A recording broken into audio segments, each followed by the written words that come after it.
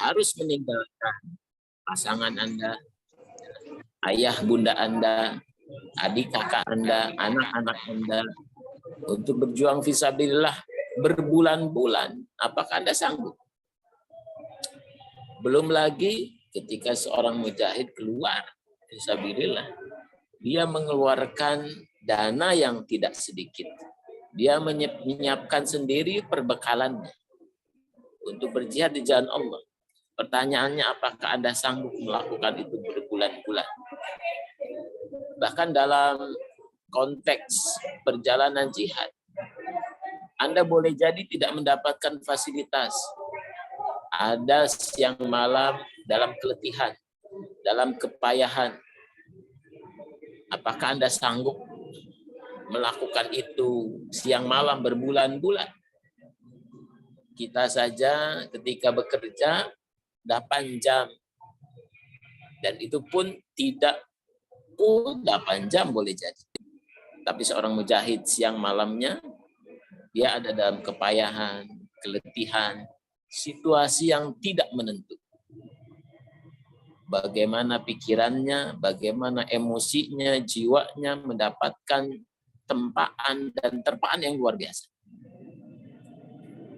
Sedikit orang yang dimampukan oleh Allah untuk bisa menjadi mujahid fisabilillah. Namun di 10 hari awal bulan Dzulhijjah ini, Allah Subhanahu wa taala lewat lisan Rasul sallallahu alaihi wasallam menyampaikan, "Ma min ayyamin a'malu salih ahabbu ilallah." Tidak ada hari-hari di mana amal saleh lebih dicintai oleh Subhanahu wa taala fi yaumi hada, di hari-hari ini. Wala jihada fisabilillah. Lebih baik daripada jihad fisabilillah ya Rasulullah. Rasul menjawab, ya, lebih baik daripada jihad fisabilillah. Kecuali ada seorang mujahid yang keluar dari rumahnya, berperang di jalan Allah Subhanahu wa taala, dan ia tidak kembali ke rumah. Artinya ia menemukan syahid di jalan Allah Subhanahu wa taala. Hanya itu yang tidak bisa dilampaui oleh amal soleh yang dilakukan di 10 hari awal bulan Dzulhijjah. Maka saya bersyukur, saya berbahagia, dan mudah-mudahan Anda pun bersyukur dan berbahagia. Mengagungkan apa yang Allah agungkan. Mensucikan apa yang Allah sucikan. Meluhurkan apa yang Allah luhurkan. Dan itu Anda lakukan sebagai bentuk pengabdian kepada Allah. Pengagungan Allah. Membesarkan Allah. Maka saya mengajak diri saya pribadi dan sahabat semua, dimanapun Anda berada. Ini hari-hari yang betul-betul luar biasa.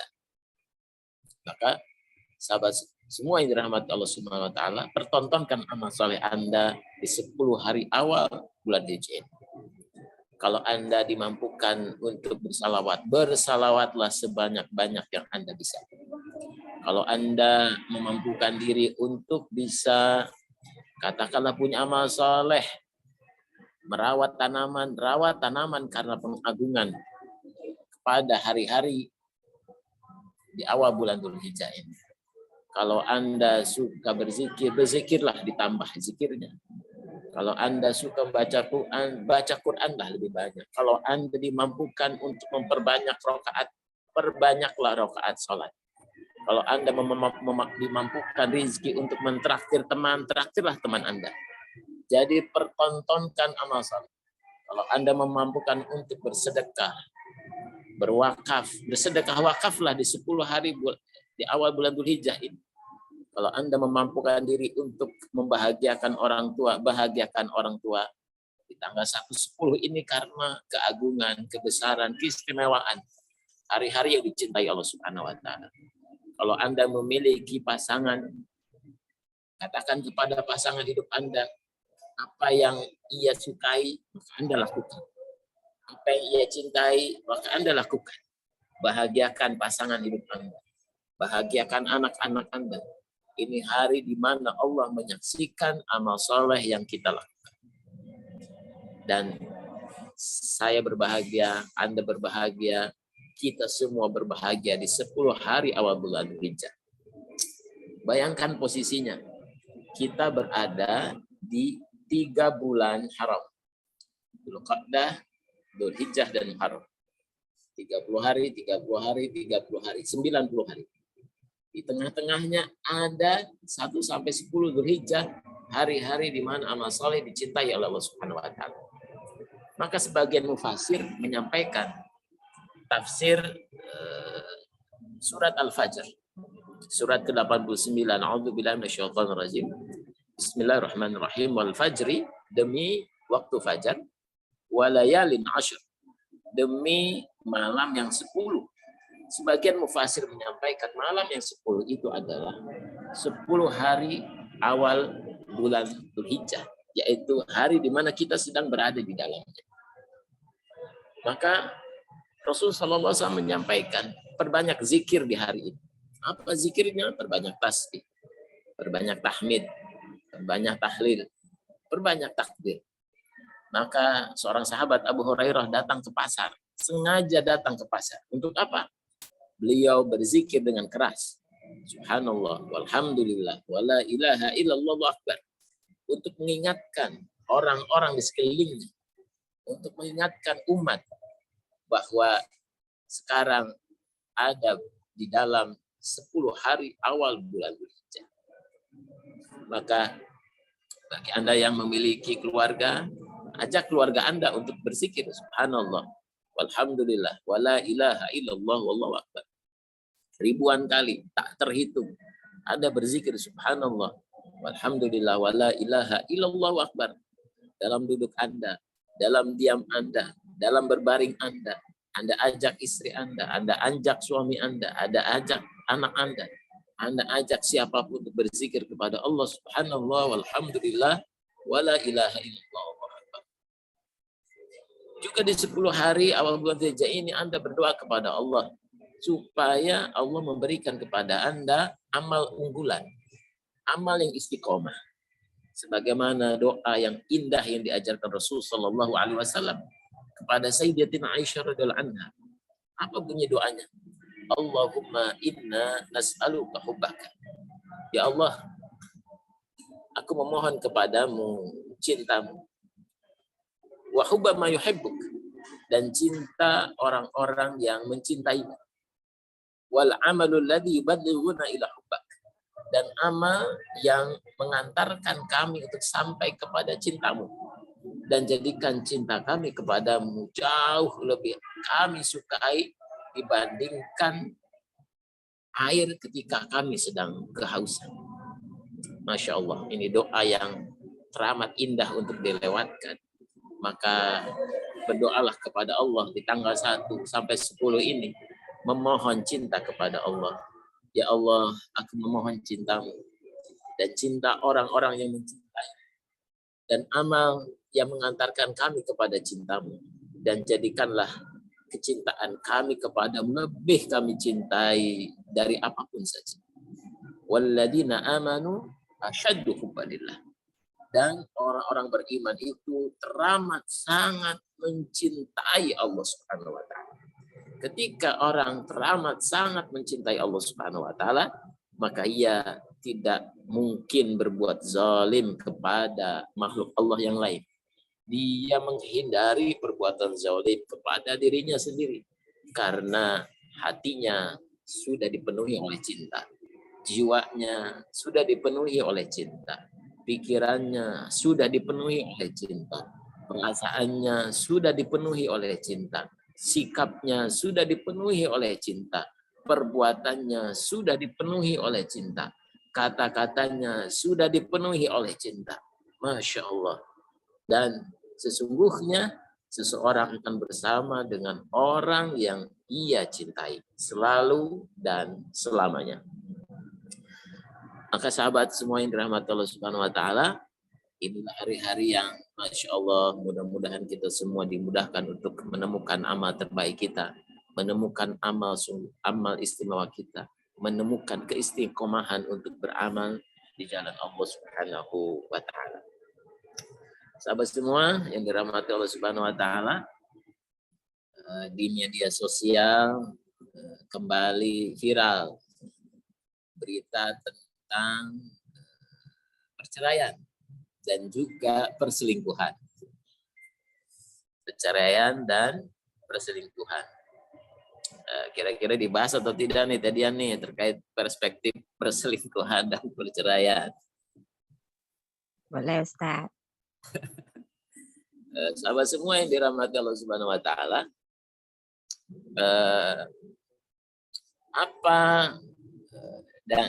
ketika Anda mendengar, membaca berita terkait dengan perselingkuhan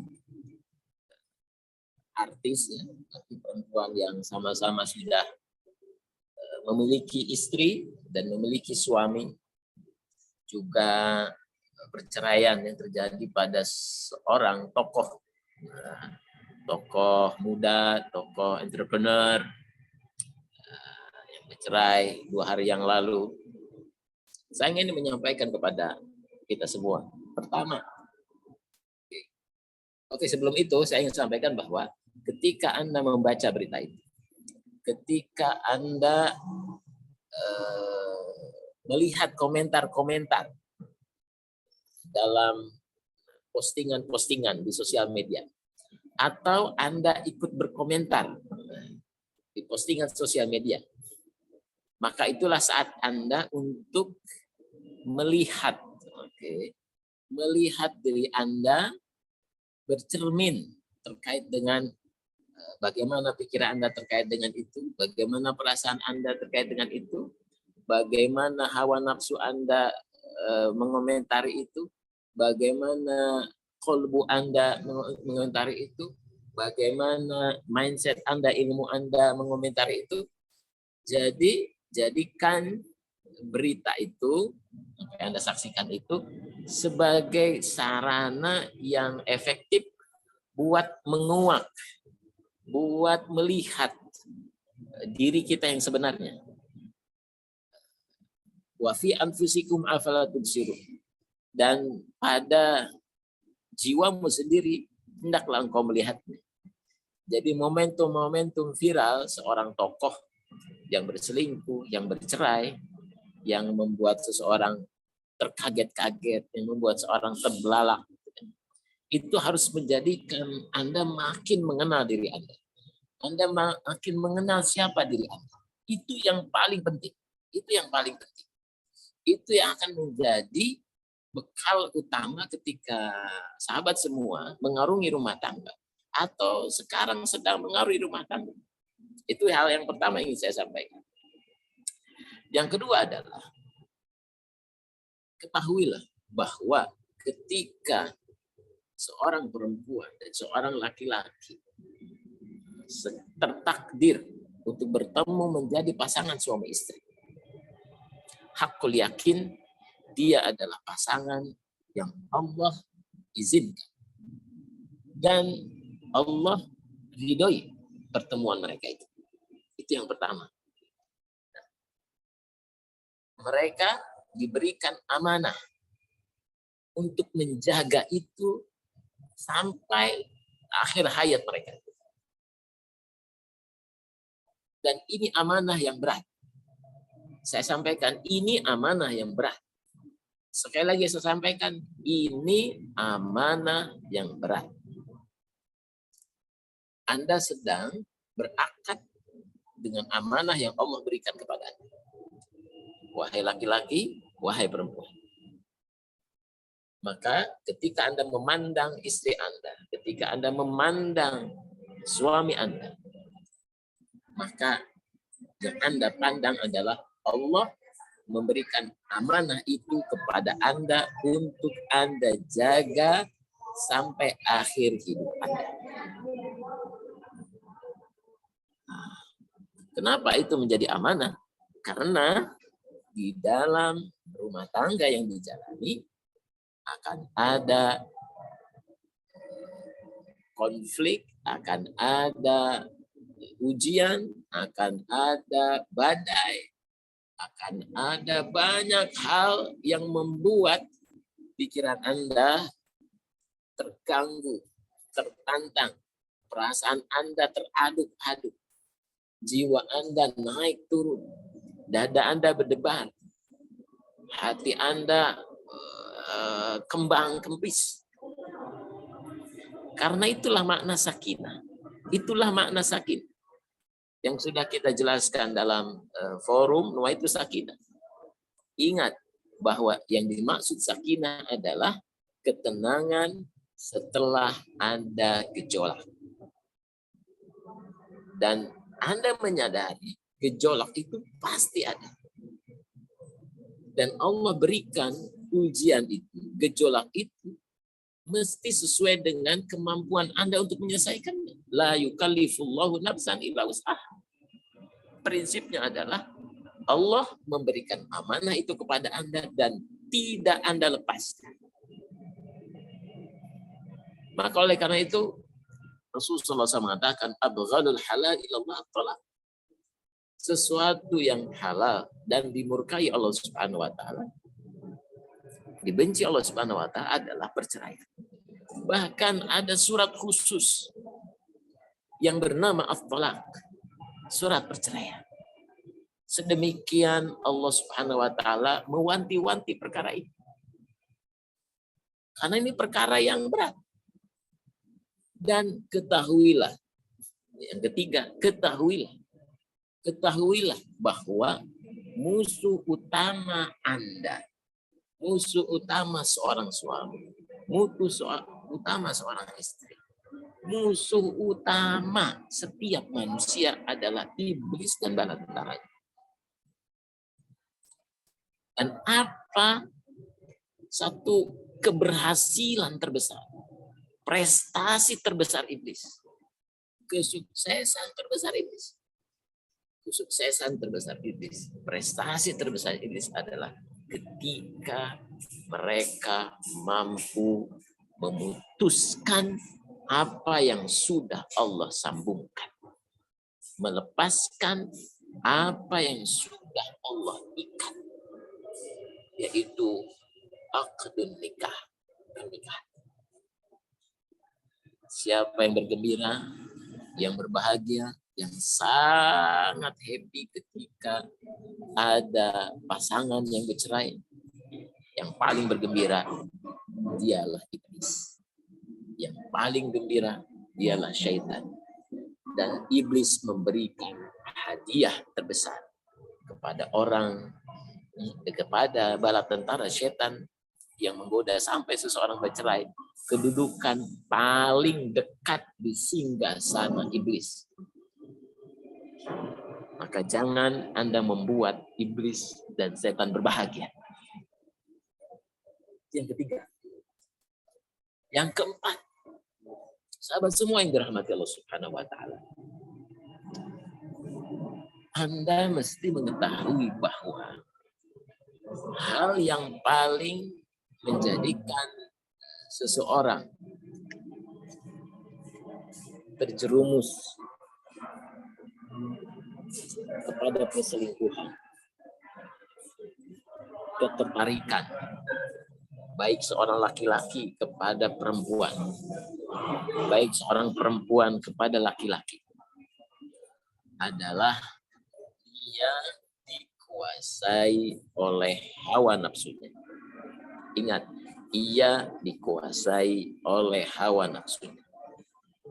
Dan penguasaan hawa nafsu ini tidak berbanding lurus dengan hafalan Quran, tidak berbanding lurus dengan hafalan hadis, tidak berbanding lurus dengan bahwa dia orang yang dikenal soleh. Oke, artinya dalam konteks ini dia sholat, tidak berbanding lurus dengan orang yang secara kedudukan boleh jadi, mohon maaf, secara kedudukan dia seorang yang ustadz ataupun kiai ataupun habib, orang yang menganggap itu pada posisi yang paham ilmu-ilmu agama,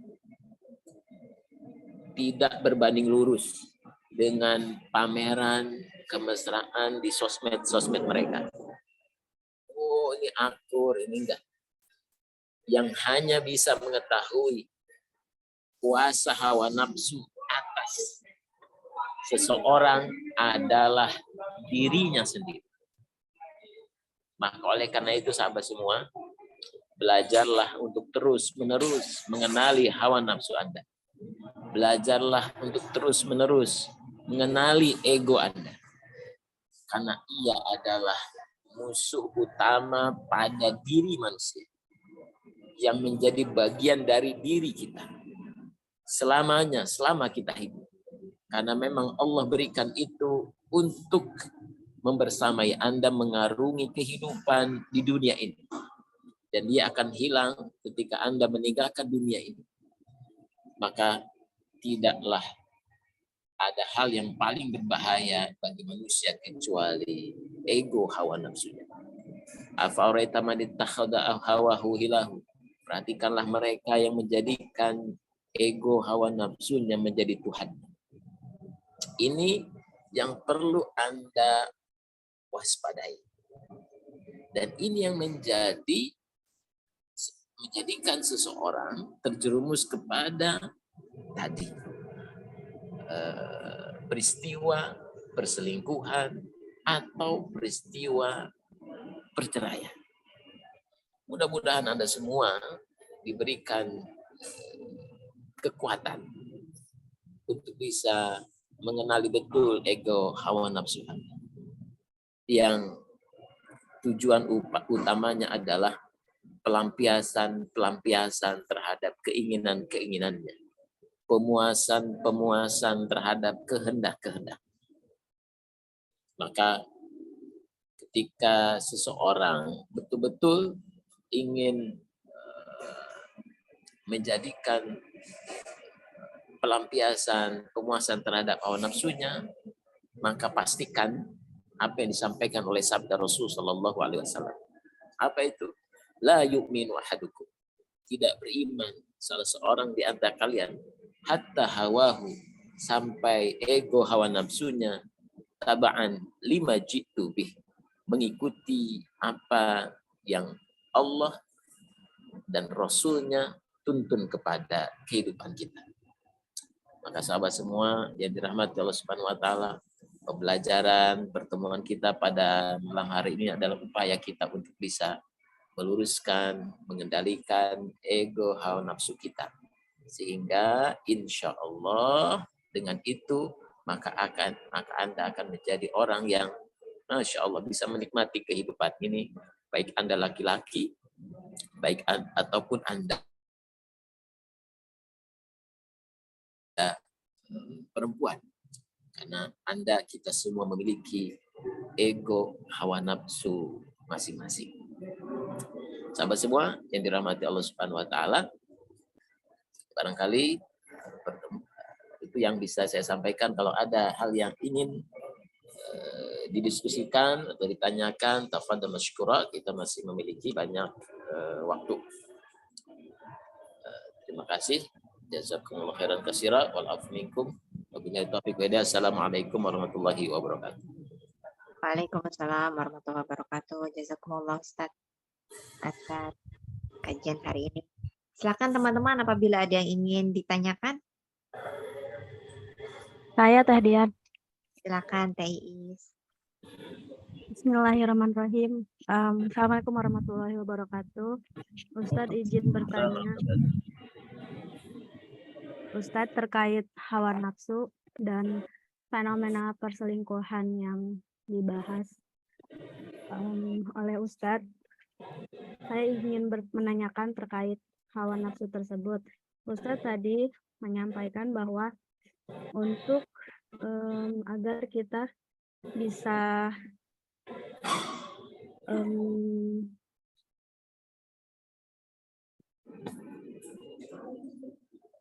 tadi Ustadz menyampaikan bahwa kita harus sering-sering melatih diri kita untuk mengetahui apa itu ego kita dan hawa nafsu kita. Nah, saya ingin menanyakan terkait bagaimana cara mengetahui dan melatihnya, dan juga bagaimana cara mengendalikan ego atau hawa nafsu tersebut, Ustadz. Kemudian terkait fenomena perselingkuhan.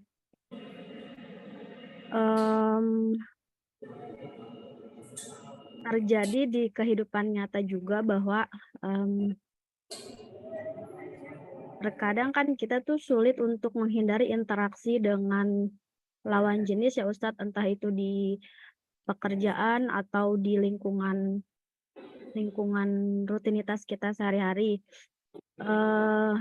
Pasti ada saja yang gimana ya bilangnya,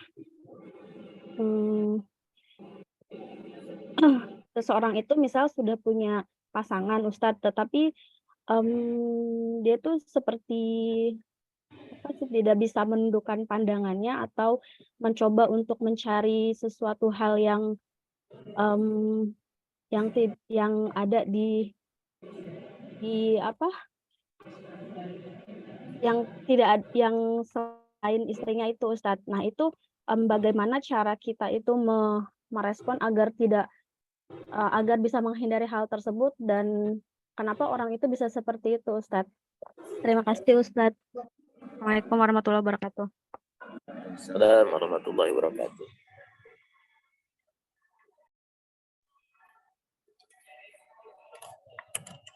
Baik, sahabat semua yang dirahmati Allah Subhanahu wa Ta'ala. Pertama, hawa nafsu itu diletakkan di perut Anda. Jadi pusat hawa nafsu itu ada di perut Anda.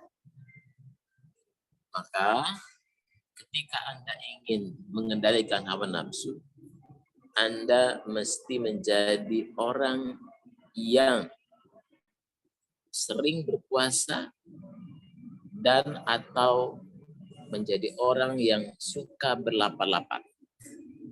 Itu yang pertama.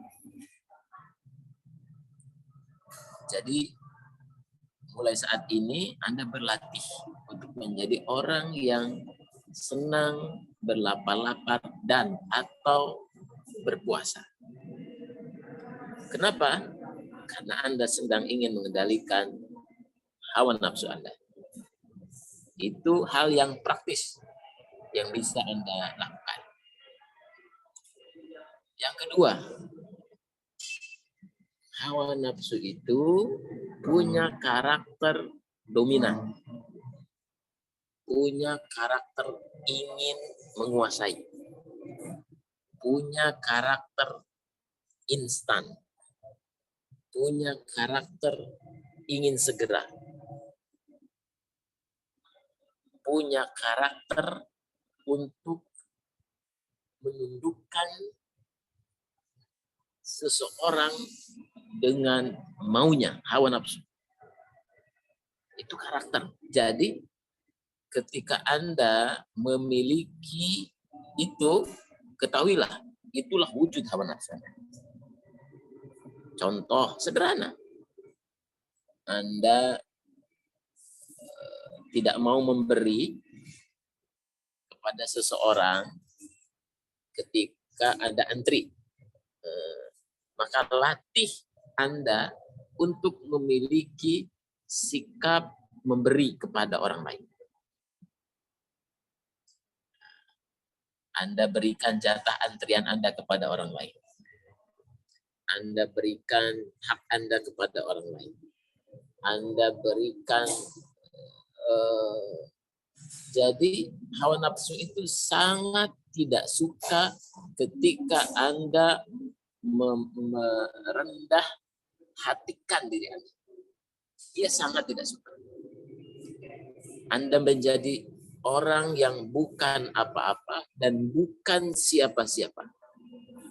Itu sangat-sangat tidak disukai oleh hawa nafsu Anda.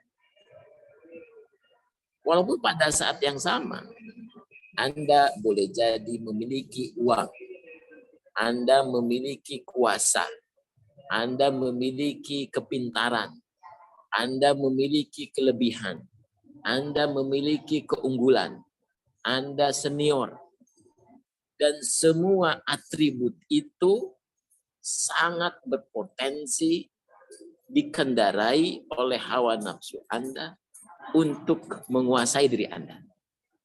Anda memiliki banyak follower, Anda memiliki kegantengan yang maksimal. Anda memiliki kecantikan yang luar biasa. Wajah Anda terus glowing dan bersinar setiap hari, siang dan malam. Jadi otot Anda atletis. Jadi apapun saja yang datang yang menjadi atribut diri Anda itu berpotensi dikendarai oleh hawa nafsu Anda. Untuk apa? Untuk menjadi dominan atas diri Anda. Maka hati-hati dan waspada.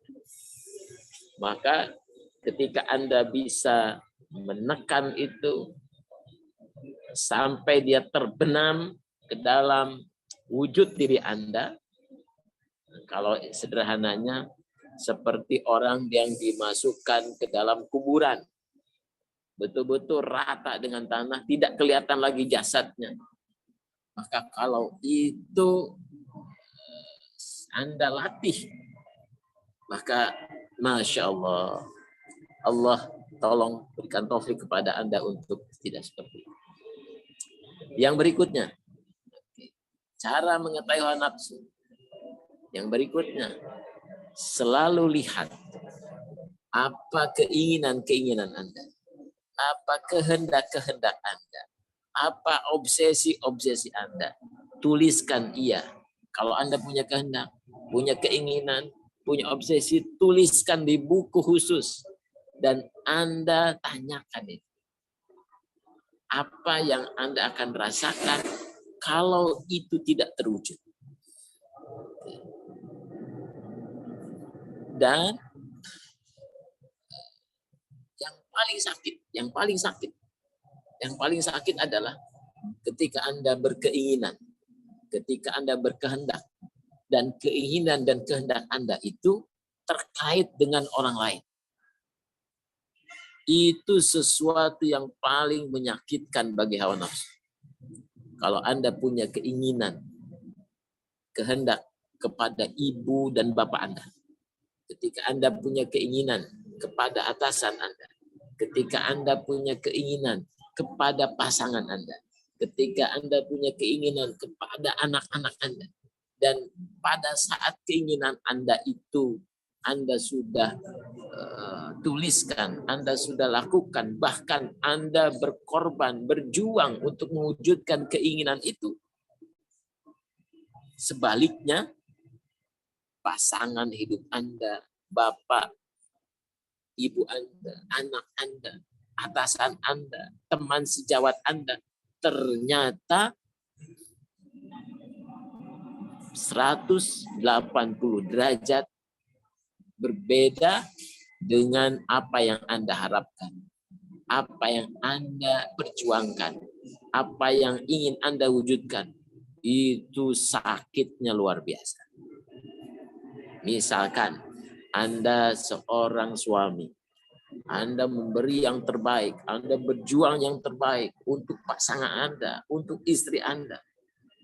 Tetapi pada saat sama, Anda mendapatkan fakta bahwa istri Anda jauh daripada apa yang Anda harapkan. Apa yang akan Anda sikapi? Disitulah Anda bisa melihat hawa nafsu dengan wujudnya pada diri Anda. Anda sudah memperjuangkan kantor Anda, profesi Anda, teman Anda, dan pada saat yang sama, teman Anda berbuat sesuatu yang di luar pikiran Anda. Dia mengkhianati Anda. Dia menipu Anda. Dia berseberangan dengan apa yang dilakukannya di depan dan di belakang Anda. Dan ketika itu terjadi, maka lihatlah bagaimana ego hawa nafsu terjadi pada diri. Itulah wujud yang Anda bisa saksikan pada diri Anda. Dan itu sama sekali bukan diri Anda. Dia adalah hawa nafsu. Maka Imam Ali bin Abi Thalib menyampaikan, aku sudah merasakan semua jenis kepedihan yang ada di dunia ini dan tidak ada sesuatu yang paling pedih kecuali bergantung dengan makhluk. Dan rasa kebergantungan, kemelekatan itu adalah wujud dari hawa nafsu. Nah, jadi sahabat semua, kita sangat perlu belajar untuk mengenali hawa nafsu Anda sampai betul-betul akhirnya hawa nafsu itu tertakluk, tunduk, terkendali sesuai dengan tuntunan Allah dan Rasul Muhammad Sallallahu Alaihi Wasallam. Dan itulah yang harus kita lakukan setiap hari, setiap saat, mengendalikan ego nafsu Anda. Bagi sederhana untuk mengetahui ego nafsu Anda, ketika Anda mendengar azan, Allahu Akbar, Allahu Akbar, ketika Anda tahu waktu sholat sudah masuk, apakah Anda bergegas untuk segera sholat atau Anda memilih membersamai handphone Anda? Apakah Anda memilih untuk tetap bekerja? Apakah Anda memilih hal-hal di luar panggilan Allah? Kalau pilihan seseorang itu menjauhi, berpaling dari panggilan Allah, itulah wujud nyata dari hawa nafsu yang ada pada diri manusia. Dan itu diuji setiap kali panggilan sholat. Maka kalau orang bisa mengendalikan hawa nafsunya sesuai dengan bunyi azan, hayya 'alas shalah, hayya 'alal falah. Kalau ia mampu mengendalikannya, maka Allah berikan kepadanya hayya 'alal falah, hayya 'alal falah. Dia akan menempuh kehidupan kesuksesan sebagaimana Allah dan Rasul Shallallahu Alaihi Wasallam janjikan kepada orang-orang yang mengabdi kepadanya. Demikian sekilas 10 menit terkait dengan ego hawa nafsu. Terima kasih. Jazakumullah khairan. Waalaikumsalam warahmatullahi wabarakatuh. Jazakumullah Ustaz. Tadi mengenai hawa nafsu. Teis gimana?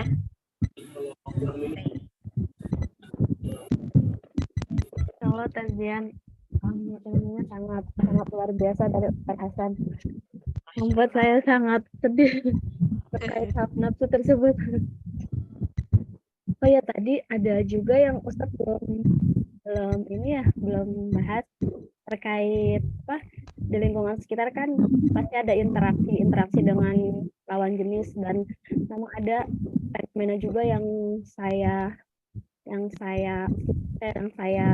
pernah temui bahwa mengapa ya pria, ada beberapa, mungkin tidak semua ya, ada beberapa kasus yang saya temui itu laki-laki yang sudah beristri itu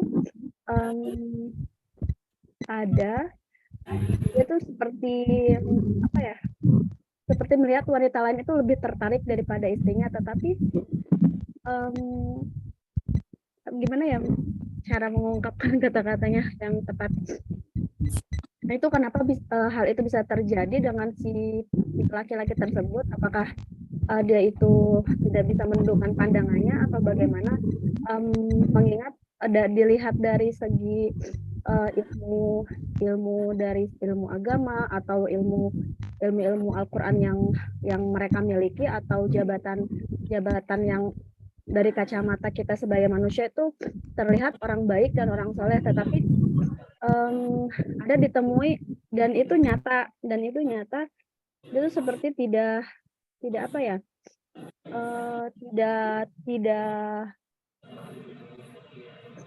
intinya dia tuh ada kecenderungan untuk melihat wanita lain gitu. Kenapa itu bisa terjadi seperti itu, dan bagaimana menyikapinya untuk nasihat untuk para perempuan itu tersendiri ya.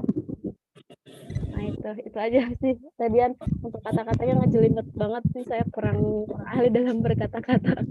Terima kasih. Ya, menyampaikan ada di kepala semua. Sahabat semua yang dirahmati Allah Subhanahu wa taala. Bukan persoalan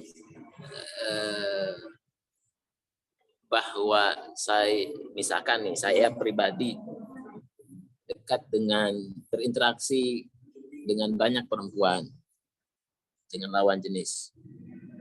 Juga bagi perempuan berinteraksi dengan banyak laki-laki. Persoalan mendasarnya bukan itu.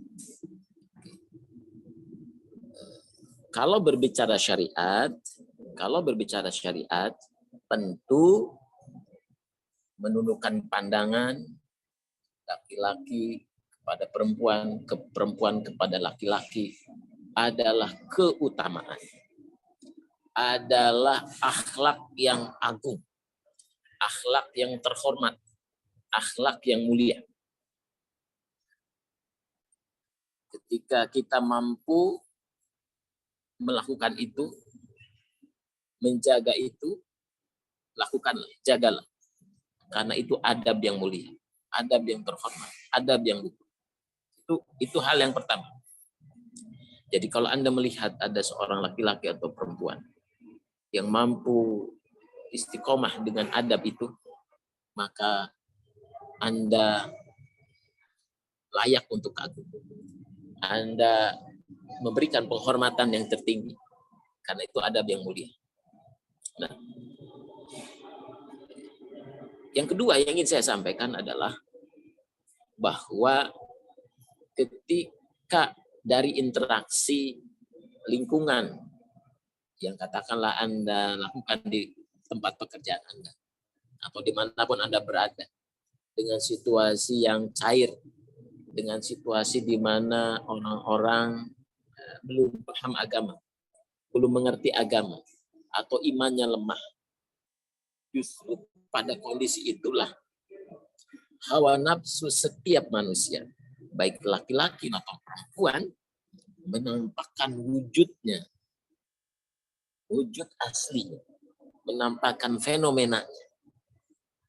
Maka Anda bisa saksikan perselingkuhan, juga bibit-bibit tampilan-tampilan, pameran-pameran hawa nafsu yang dipertontonkan oleh seorang laki-laki pada perempuan, perempuan kepada laki-laki itu bertebaran dimanapun Anda berada.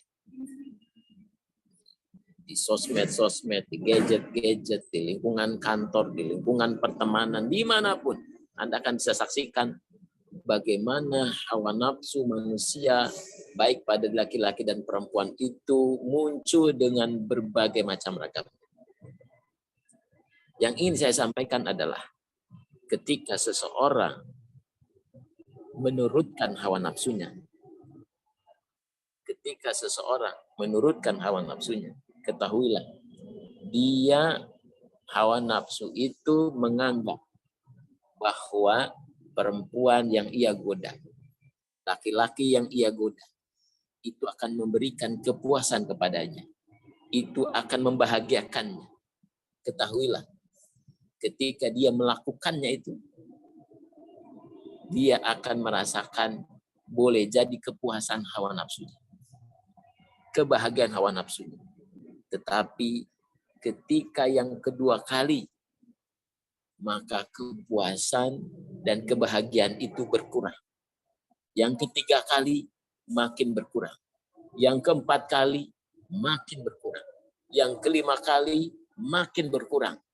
Dan ketika itu terjadi, orang itu tidak lagi mengerti makna kepuasan, makna kebahagiaan. Dan itulah hal yang terjadi pada mereka yang memperturutkan hawa nafsunya. Pada awalnya ia mengatakan, aku akan berbahagia dengan kamu, wahai perempuanku, wahai laki-lakiku. Tetapi yang terjadi, justru mereka merasakan makin jauh dari kepuasan, makin jauh dari kebahagiaan. Apapun yang ditenagai oleh memperturutkan hawa nafsu, makin lama orang itu makin tidak merasakan kepuasan dan kebahagiaan. Sehingga orang itu akan merasakan kebingungan dengan makna dan arti bahagia dan kepuasan. Mereka bingung sendiri, berputar-putar sendiri. Entah itu orang yang menyenangi sesuatu, menyenangi membeli tas baru, handphone baru, menyenangi untuk pergi traveling, atau ingin menyenangi nauzubillah min dzalik, misalkan narkoba, minuman keras, clubbing, menyenangi, memperturutkan membeli barang-barang baru, rumah baru, ganti mobil baru, ganti motor baru. Ketahuilah, mereka akhirnya tidak bisa merasakan makna kepuasan dan juga kebahagiaan yang sesungguhnya. Kenapa? Karena memang memperturutkan hawa nafsu itu bukan menjadikan seseorang makin puas dan bahagia. Justru membuat seseorang makin tidak mengenali hidup dan bahagia, hidup yang terpuaskan. Itulah paradoksnya yang harus Anda ketahui. Mengapa seseorang menyangka itu sesuatu yang membahagiakan dan menyenangkan dan memuaskan? Disitulah fungsi iblis dan syaitan. Zuyyina linnasi, sesungguhnya setan memberikan tazyin, menghias-hiasi. Ketika seseorang dalam hubungan laki-laki dan perempuan, dia akan mengatakan, iblis dan setan itu akan mengatakan kepada pikirannya, perasaannya, dia lebih cantik, dia lebih asik, dia lebih atraktif, dia lebih menggairahkan, dan lain sebagainya.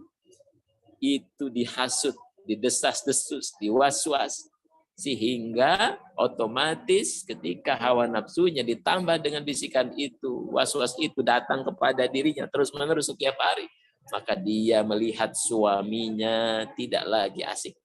Dia melihat istrinya tidak lagi asik. Demikian pula ketika orang dihasut, sudah punya handphone, lihat iklan, lihat orang punya merek yang lain, kondisi yang lebih baik, maka handphonenya tiba-tiba menjadi handphone paling buruk yang dia pegang. Kenapa? Karena dia melihat handphone lain. Karena lihat-lihat iklan di mana di setiap hari. Dia lihat di etalase, aduh aku pingin handphone itu, aku pingin handphone itu. Kapan ganti handphoneku yang baru? Pada saat itu dia tidak bisa melihat handphonenya sebagai satu kenikmatan. Dia tidak mensyukuri apa yang Allah berikan kepadanya. Itulah yang terjadi pada hawa nafsu. Sehingga akhirnya dia tidak merasakan kebahagiaan, kepuasan. Bentuk ragamnya bisa sangat bermacam-macam. Ketahuilah, mengikuti hawa nafsu, makin lama justru dia tidak merasakan kepuasan dan kebahagiaan. Jangan sangka Anda yang melakukan membutuhkan hawa nafsu di media itu mereka bahagia. Oh enggak. Mereka puas. Oh tidak. Justru mereka merasakan penurunan kepuasan, kebahagiaan, kesenangan karena memperturutkan hawa nafsu. Itulah yang mesti Anda yakini dan pahami. Dan mudah-mudahan Anda bisa mentadaburinya, merenunginya. Terima kasih. Jazakumullah khairan katsira. Assalamualaikum warahmatullahi wabarakatuh.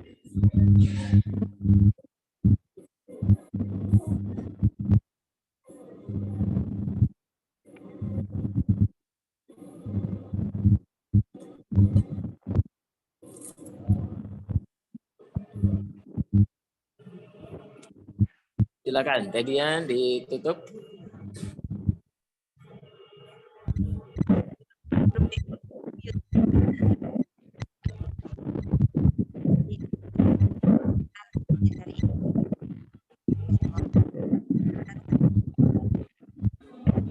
Suaranya kurang terdengar.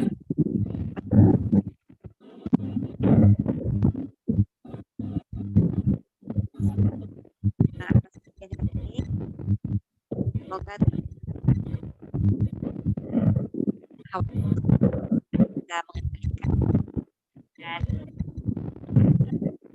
masih di tempat saya masih terputus-putus tadi ya.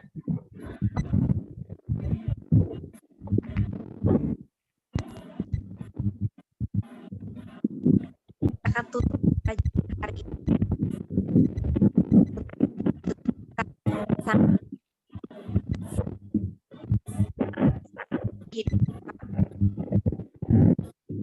Silakan ditutup.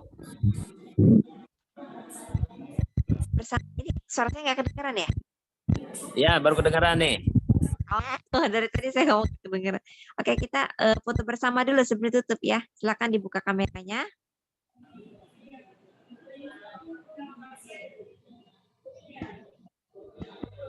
1, 2, 3.